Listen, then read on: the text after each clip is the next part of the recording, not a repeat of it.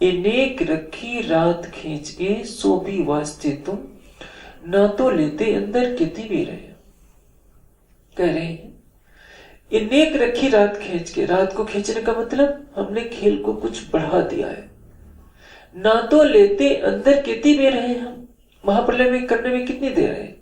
खेल को बढ़ाया क्यों जा रहा है? क्योंकि मोमिनों को शोभा देनी है। कदाचित खेल उसी समय खत्म हो जाता तो क्या होता?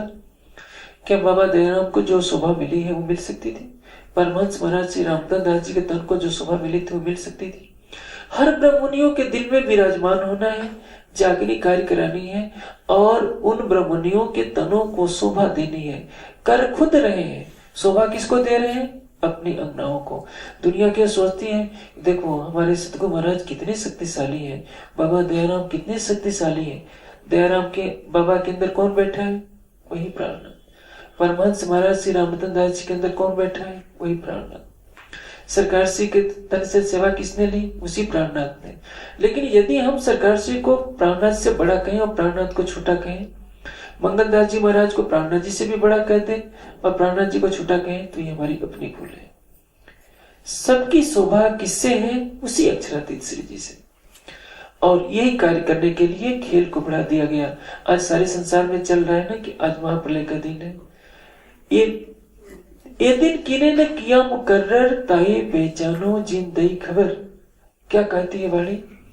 ताहे पहचानो, हमें केवल अक्षरातीत की पहचान करनी है। ये महाप्रलय का दिन किसी ने निश्चित नहीं किया है कि अभी हो जाएगा, अभी हो जाएगा। जब तक मूल स्वरूप के दिल में खेल की लीला चल रही है तब तक ये खेल चलता रहेगा। लेकिन ऐसा नहीं कि अनंत काल तक चलता रहेगा, क्योंकि प्रकृति के नियमों के अनुसार अभी 6 मनवंतर बाकी है। 8वां मनवंतर चल रहा है। 14 मनवंतर का एक कल्प होता है। 14 मनवंतर बीतने के बाद प्रलय होता है, लेकिन इतने समय तक सृष्टि नहीं चलेगी। कुरान में 14वीं सदी का वर्णन है, 15वीं का वर्णन नहीं है। इसका मतलब अब के लगभग 5 सालों के आसपास बाद 14वीं सदी पूर्ण हो जाएगी।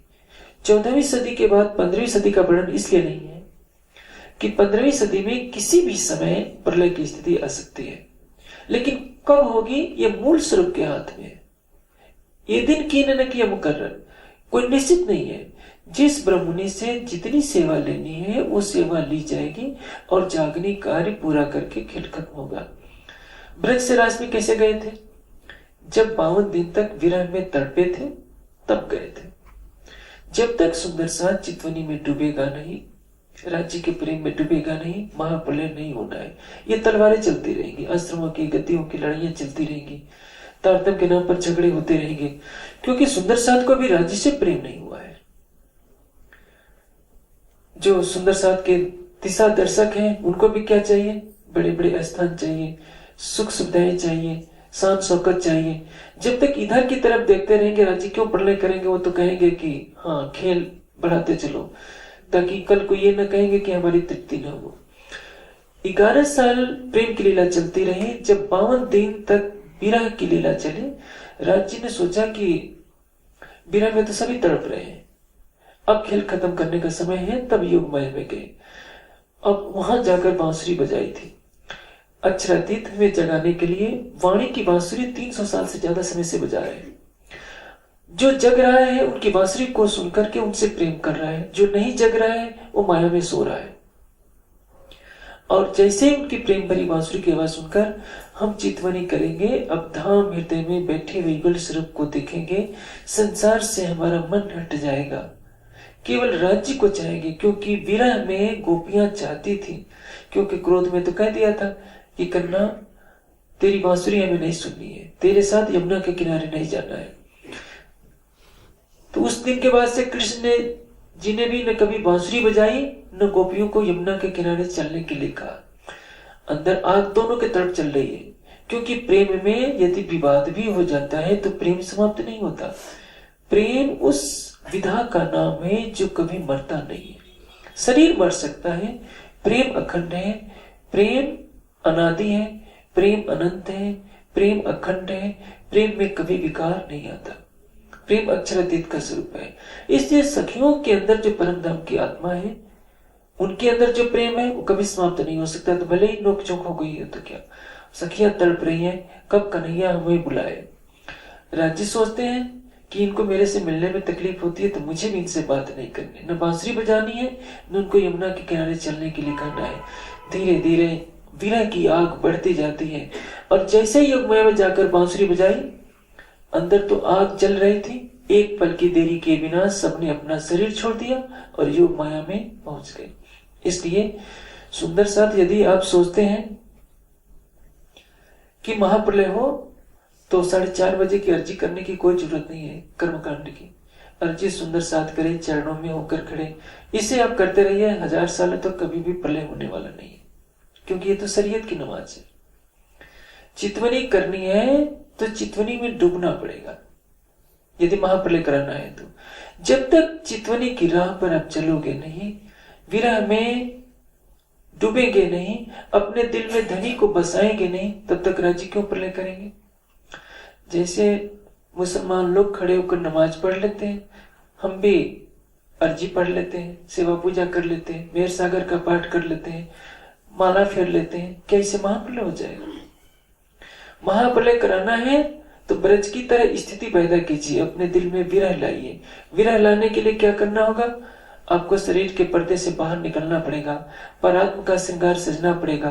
सोने से पहले ध्यान करके सोइए और सवेरे उठ करके युगल स्वरूप को दिल में बसाइए कि धामधनी हमें ये संसार नहीं चाहिए, हमें हमारे दिल में इस बस जाओ और अपने चरणों में परम धाम बुलाओ, तो महाप्रलय होगा और राज्य उसी मंजिल पर ले चल रहे हैं। हंस कर छोड़ो यारो जिन करो अंधेसा को। यदि कोई हंसते हंसते राज्य की शरण में नहीं आएगा, राज्य से प्रेम नहीं करेगा, तो रो करके तो करना ही पड़ेगा। रो कर करने का मतलब, जब संसार में जनसंख्या बढ़ती है, पाप कर्म बढ़ते हैं, तो इसकी प्रतिक्रिया होती है। कुछ समय के बाद तो सांसारिक उत्पात होंगे, प्रकृति का संतुलन बिगड़ेगा, युद्ध होंगे, चारों तरफ त्राही त्राही मचेगी और तब दुनिया कहेगी कि परमात्मा कहाँ है, परमात्मा कहाँ है।